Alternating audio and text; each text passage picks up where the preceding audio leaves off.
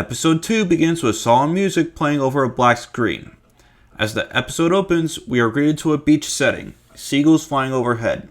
A line of people of all diversities walk along the beach. With them, these people are carrying multiple caskets. There is no color in the scene as the first half of the episode will be black and white. The camera then lowers to eye level and we see Walter as he carries a casket alongside Ian. Walter's face is puffy, his eyes swollen red with tears. As they walk alongside the beach, the waves recede as if giving way to the departed. Walter and Ian place the casket down in front of a makeshift stage where a priest stands. One by one, all 41 caskets are placed onto the ground around the stage. As the last casket is placed, everyone takes a seat on white plastic chairs. Walter sits down and we hear a slight buzz that grows very louder until it is overwhelming. All other sounds are pushed aside and we cannot focus, much like Walter. The buzzing continues as the camera cuts to Carrie sitting in a wheelchair, bandages wrapped around stumps that would once been her legs and right arm. As the camera focuses on Carrie, we get small flash sequences of the torpedoes striking the dome and her perspective of the events. The flash sequences grow in severity until we are greeted with clear sequences showing Carrie, Diane, and other scientists and engineers trying their best to evade the torpedoes and their blasts. However, when they are near an escape exit into a submarine to go back to the surface, Diane is hit by a torpedo and is slammed into a column as the torpedo explodes, vaporizing her. All we hear is silence, and then, from Carrie's POV, we see blood-soaked waters as we come back to reality. A sound similar to a broken record plays as we see a priest on the stage, giving his words on the lives of those lost. These people, these wonderful people, died brutal, harsh deaths. But they did not die in vain. For every life lost, dozens more were able to make it to safety. To hear the people they saved pay their respects to those that were lost. These are the real heroes. The priest takes a breath. We then see a storm brewing in the distance.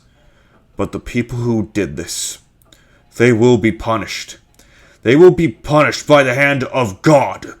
And these people will truly rest, knowing that they protected the right people. People who will stop the satanic evils that face our world. We cut to Walter, Ian, and Carrie looking at Diane's headstone. The crowd has begun to disperse after the burial of the caskets. The priest has left as well. Walter kneels over Diane's grave and sobs, letting a river of tears flow onto the ground in front of her grave. I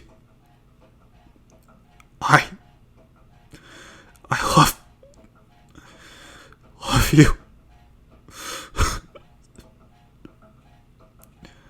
Ian pats Walter on the back as the scene fades to black.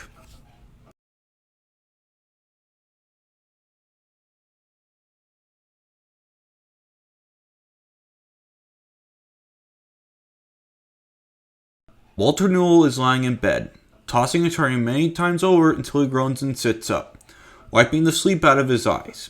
We cut to Walter making a coffee in his kitchen, looking over to see a picture of Diane. The camera is looking directly upwards as Walter drops the coffee cup, smashing it, and collapses to a heap on the floor. We cut to Walter walking through the streets of Manhattan, a black beanie over his head, and a gray jacket keeping out the frosty cold of winter. He comes up to a large skyscraper with tinted black windows lining the entire building.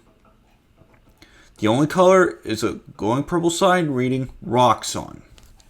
Mr. Newell, we regret to inform you that the recent attack on the station, as well as the complete destruction of the dome, has rendered your funding mute. We are greeted to a large boardroom with massive glass and dark oak table in the center. Surrounding the table, several board members, prominent are Hugh Jones and Dario Ager, reside, scrambling down notes and staring down Walter Newell, who stands before the board members of the Roxxon Corporation. But my life's work.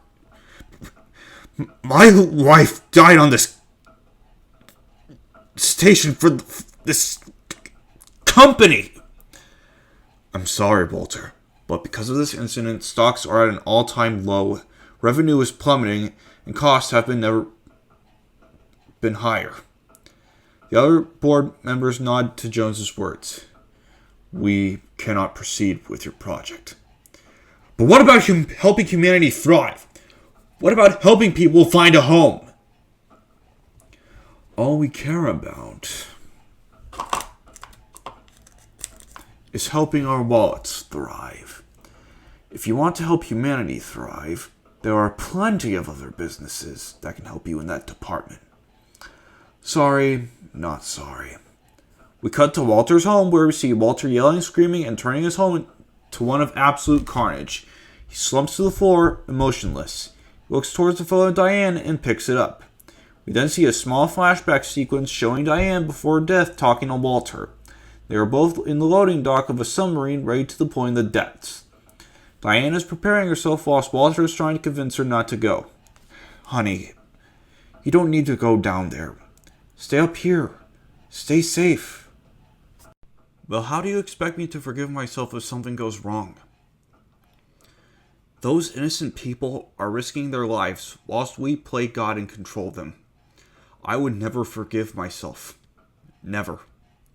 The flashback sequence ends and we see Walter put the photo away and wipes away his tears. He begins to put his house back together as best he can, cleaning up the carnage he created. As he does this, a video line plays. Those innocent people are risking their lives whilst we play God and control them. I would never forgive myself. Never. After Walter cleans his house, we see him grab out a pen and paper and begin to sketch out designs for a suit of armor. Only one word is written on the top. Stingray. The episode fades to black. After about 5 seconds, we see a pre-credit scene where the plunderer is sitting in a bar in Manhattan. He looks up to see a small TV showing a news report. The man known as the plunderer, the individual suspected for the attack on a Roxxon research station a month ago, is thought to still be at large.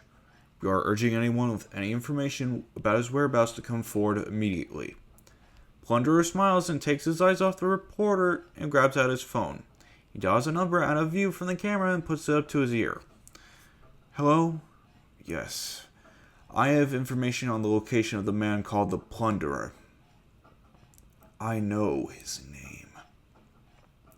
The episode cuts to black as Plunderer utters his last line.